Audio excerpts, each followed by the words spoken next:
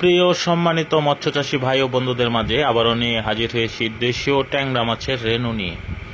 অনেকেই প্রশ্ন করেন যে ভাই আপনারা দেশীয় ট্যাংরা মাছের রেণু কিভাবে বিক্রয় করেন এবং কিভাবে এই রেণু ফুটান। তো তাদের জন্যই মূলত আজকের এই ভিডিও আমার। তো অবশ্যই খেয়াল করে দেখবেন এবং জিনিসটা বুঝতে চিন্তা করবেন। আর দেশের বাহির থেকে যারা দেখছেন অবশ্যই আমাদের চ্যানেলটি সাবস্ক্রাইব করে দিবেন, কমেন্টের মাধ্যমে আপনাদের মূল্যবান মতামত জানাবেন। দেশীয় ট্যাংরা মাছের রেণুগুলো এরকম একটি হাপার ভিতরে, দেখেন এটা কিন্তু একটা হাপা, একটা হাপার ভিতরে এখানে আপনার রেণুগুলো ফোটানো হয়, ডিম নেওয়া হয়।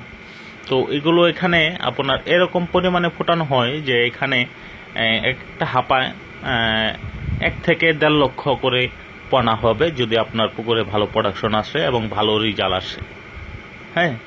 আর এই রেণুগুলো মূলত চাষ করার নিয়ম হলো যে পুকুরে ছাড়ার পর এবং পুকুর প্রস্তুতি করে নিতে হবে, পুকুরে কোনো বাজে মাছ থাকা যাবে না।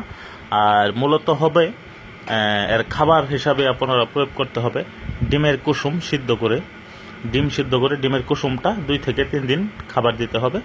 তারপর থেকে আবার আপনারা 4 থেকে 5 দিন এভাবে ডিম খাওয়াতে হবে। তারপর থেকে আপনার নার্সারি পাউডার যেটা, ওইটাকে আপনারা খাবার প্রয়োগ করতে পারবেন এবং পাশাপাশি খোল ভিজিয়ে খোলও দিতে পারবেন।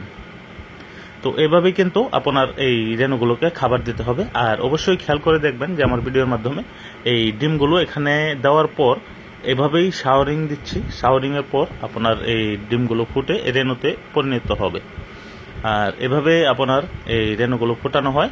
আর এগুলো কেজি হিসাবে বিক্রয় করা হয় না, এই কারণেই যে এইগুলো শুকায় মাপলে রেণুগুলো নষ্ট হয়ে যাবে, যার জন্য এটা এই সিস্টেমে হাপা বিক্রয় করা হয়। তো অনেকেই আশা করি যে মোটামুটি আমার এই ভিডিওর মাধ্যমে বুঝতে পেরেছেন।